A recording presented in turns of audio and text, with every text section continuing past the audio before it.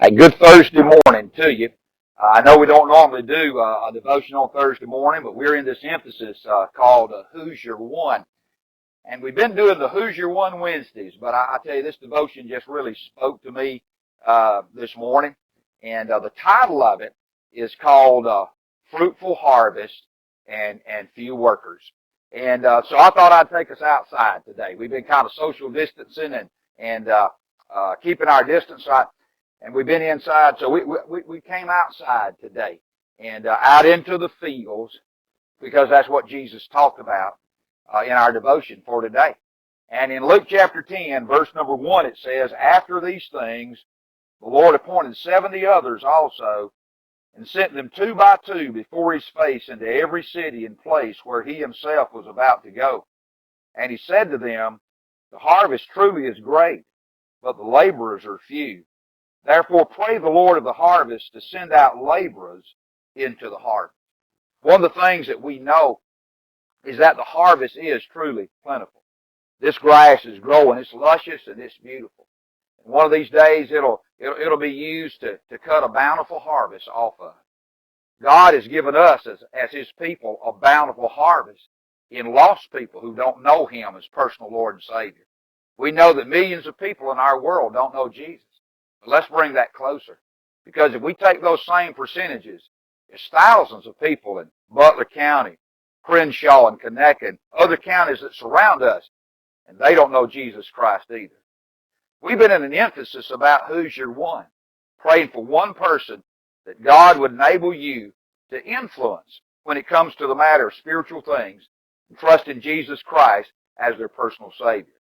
I know that this task, this assignment, this responsibility that God's given to us, I know it's kind of a scary thing from time to time to think about talking to one-on-one about Jesus.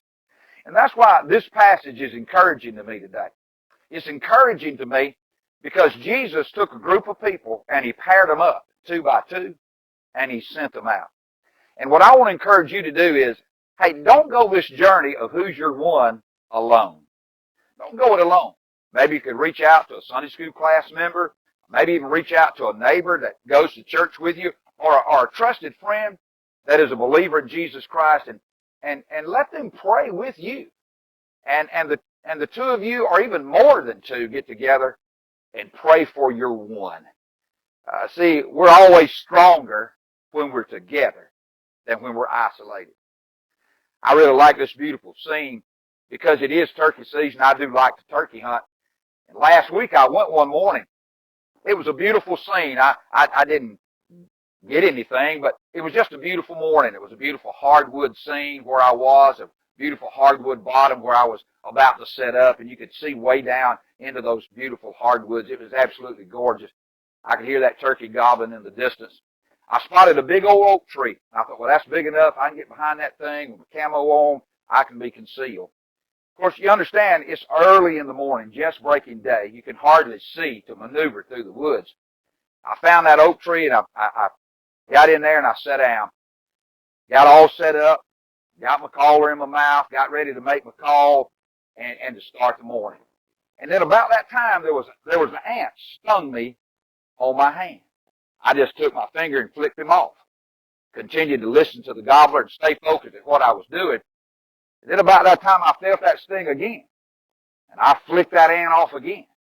It wasn't too long before he came back, and he came back with all his family. And you know what that tiny little ant did? I didn't realize it at the time, but I was sitting right by an anthill. They all got together, and they moved me from my oak tree. They served notice on me there. I was in their territory. I think God's children ought to come together, especially at this time. Let's put our hearts together. Let's put our prayers together for our one, that we might be able to influence them to come to know Jesus Christ. But I want to encourage you before I leave today, not only to pray for your one and to gather other people to pray for your one, but I want to encourage you to pray for other people to join us in the journey. Pray for other churches to even get on board with who's your one. Because Jesus said the issue wasn't with the harvest. Oh, there's going to be a lot of hay cut in this field one of these days. The issue is with the folks who will come in here and cut it. The folks who who will work the field. That's the issue. We need to pray for continued workers to work the field so that more and more people can come to know Jesus Christ as personal Savior. Let me encourage you today, find you a partner. And you and that partner, pray for your one.